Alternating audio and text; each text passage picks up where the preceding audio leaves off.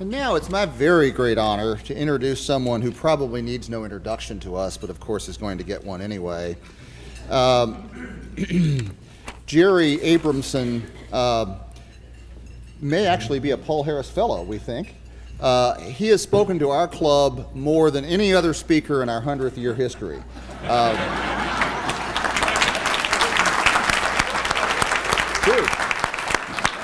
I dare say he's spoken to our club more than any speaker has spoken to any club in the last 100 years. Jerry, of course, is the longest serving mayor in our hometown. Is that copyrighted, by the way? Can I say that? In our hometown, he has, in the last 232 years, he served 5 terms as mayor. He guided us through the difficult, but we all know now, important merger discussions.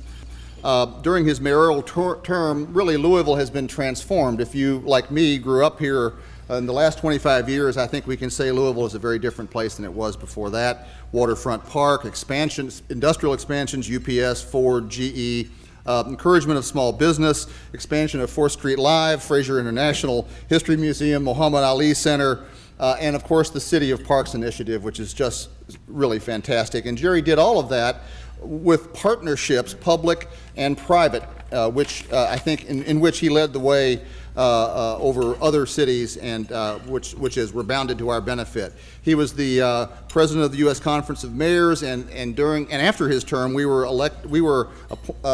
named as America's most livable city. As lieutenant governor, he has spent countless hours on the road in communities across Kentucky, listening and applying his skills to economic development statewide. Jerry received his Bachelor of Science at IU in Business Economics, his law degree from Georgetown U.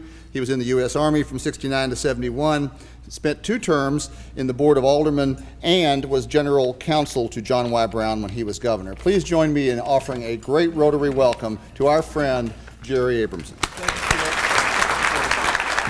Thank you. Thank you all. Thank you very much. Thank you. I had no idea I was the #1 speaker at the Rotary Club.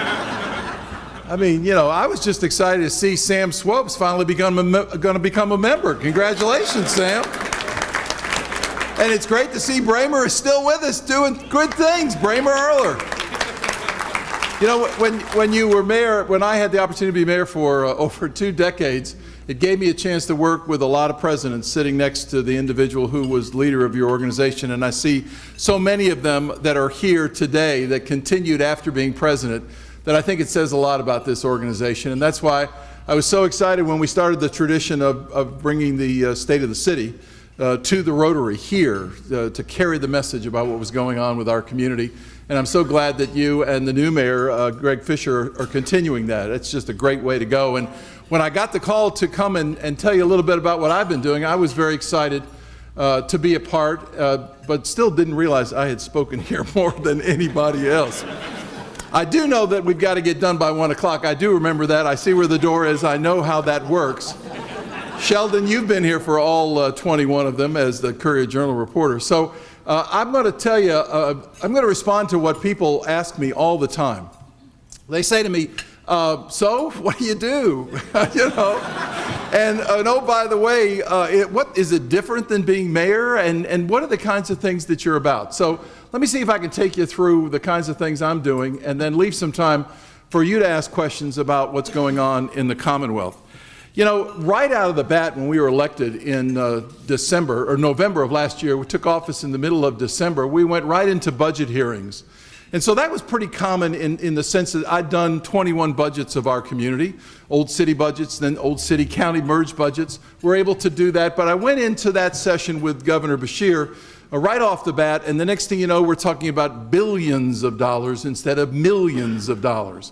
That was a real stop for me to begin to understand the focus of state government. It also is interesting to note, at least it was for me, that the corrections department at your state level, the health area, the Medicaid area, and the education area are the 3 largest expenditures that your Commonwealth makes. So you put those three together, you're talking about 70% of the budget. And so I went right into that session as of December with Governor Beshear as we went through department by department, cabinet by cabinet, and it gave me a chance to learn, to listen, to understand. But again, 4 or 5 years, the last 4 years as mayor during the recession, we were cutting here in our local community. And unfortunately, there I am sitting at the state government table and we're cutting again. So the similarity of having to make tough choices when there simply is not enough dollars available is something that was very common both when I was mayor and as lieutenant governor. The next thing that we began to focus on was, people always say to me, well, what's the difference between being mayor and lieutenant governor? And the answer really is very simple. As a CEO of a city, you are managing the departments each and every day. Every hour of the day, you're making sure there's enough police on the street, you're working with the ambulances, you're making sure housing is there, you're making sure traffic is flowing, and you're constantly managing. As lieutenant governor, it's much more policy driven. It gives me a chance to really sit back in my chair and think and dream and envision and then try to work on everything from early childhood programs all the way up through community colleges and university programs, working with K through 12, focusing on economic development, and now, of course, spending a little time, and I'll talk at the end of my presentation, on revising or restructuring the tax code. So it's a very different position, policy-driven more than management-driven. Now, when you think about Louisville being mayor of this community and being lieutenant governor, another thing comes to mind is during the natural disasters, you know, I was able to get in a car and go to where the flood had affected the neighborhood. I was able to get into a car and go to see the wind damage as we were gearing up for the Ryder Cup. I was able to get into a car and understand the kind of ice damage that was occurring and the people that were affected. Now I get into a Black Hawk helicopter and I fly to where the tornado is, and I land at the high school or I land at the church grounds. And it gives me a chance to be able to reach out and work with mayors and county judges in those areas during those difficult times. And it's amazing the similarities that communities have to go through, no matter what size they might be, when a natural disaster like a tornado or an ice storm of that nature. So instead of getting in the car and going to Portland, I'm in the plane going to Laurel County or Lawrence County or Magoffin County or Johnson County, or I'm landing in West Liberty and I'm seeing what a tornado can do to a downtown, to 2 courthouses that we lost there, the one that was old and the one that we were building. Both courthouses came down with that terrible tragedy. And of course, the issues that arose with the 22 Kentuckians who lost their lives. Infrastructure ends up being a major area that I get to work on.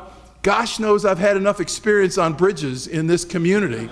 And the next thing you know, I'm sitting next to the governor, and I got to tell you, without Governor Beshear and without Governor Daniels, we would not be in a position to be breaking ground and developing these 2 bridges. Those are the 2 leaders who stepped up and said, enough of all this arguing, let's get it done, let's move it forward, and I would submit to you that within the next 6 to 7 to 8 years, we will be crossing the Ohio River on at least one of those bridges, if not both. And that now gave me a chance to... But the next thing you know, I get a call from the Northern Kentucky and Cincinnati Chamber of Commerce and the CEO roundtable up there, and they want to talk about how do you build a bridge across the Ohio from Northern Kentucky to Cincinnati? We've got this difficulty with the Brent Spence Bridge. It's old, it's backing up traffic. We've got to get the flow of goods and services. So I've been up there often speaking to organizations on both sides of the river to focus on how we did what we're doing. Hopefully it won't take them 35 or 40 years, Bramer, to get it done, but hopefully they'll be moving at a much quicker pace, learning from the kinds of things that we have learned about. And then all of a sudden, infrastructure is not just a huge, humongous bridge or bridges that need to go across a mile or a mile and a half in the Ohio River, but there's this little boat that's coming down the river and takes out a span of the Edgar Ferry Bridge that connects Todd County to Marshall County.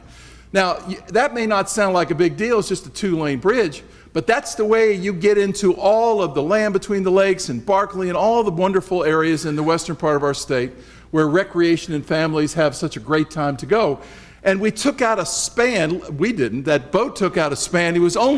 There were 5 spans across the river, and it was supposed to be on the second from the left, and it in fact was the first from the right. It went through the wrong span, took the span with it, and we flew down. We were so blessed that nobody was injured. But I did talk to the guy who was driving that night, got to the point, saw the boat coming, and his wife said, they were both standing there at the river's edge when I went down for the announcement, and they said, you know, my wife turned to me and said, I think you ought to stop the car. And when I walked up that bridge, and it was sheared off by that chip, I mean sheared off, literally, straight down, nobody was hurt.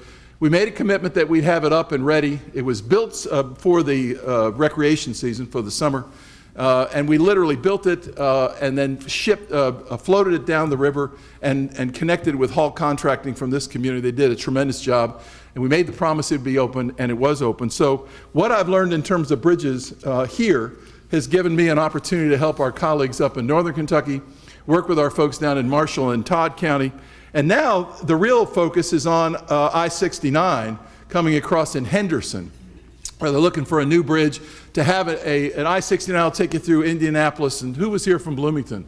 You know about I-69.